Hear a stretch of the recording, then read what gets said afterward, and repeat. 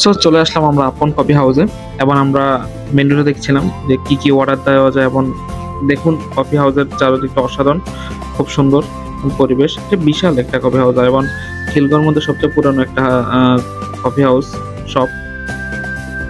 So দেখতে পাচ্ছেন রাজবীরকে menu দেওয়া হলো, রাজবীর কি কি অর্ডার দিবে। সো আমরা তো সবাই ডোসা খাবো, মশলা ডোসা খাবো, এবং আমরা সেটাই দেখছিলাম। আর রাজবীরও ফ্রেঞ্চ ফ্রাইয়ের জন্য খুবই এক্সাইটমেন্ট বেশি। সো ফ্রেঞ্চ ফ্রাই আমরা অর্ডার দিয়েছি।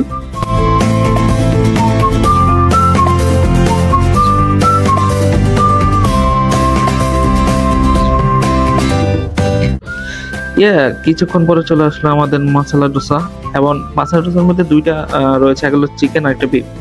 সো আমি নিয়েছিলাম বিফ, আর বিজয় নিয়েছিল চিকেন, এমন মামুনি নিয়েছিল চিকেন, আম্মু নিয়েছিল চিকেন। সো এখানের মধ্যে যেটা আছে, দইটা আমাদের খুব মজা লেগেছে, এবং গরুটাও মজা, চিকেনটা আরো মজা, আর বুড়ো তেলটা খুব মজা। আর ডোসার কথা কি বলবো, সেটা তো অসাধারণ ছিল। যেটার সাথে কম্বিনেশন করেন না কেন, সেটা অনেক মজা ডোসা।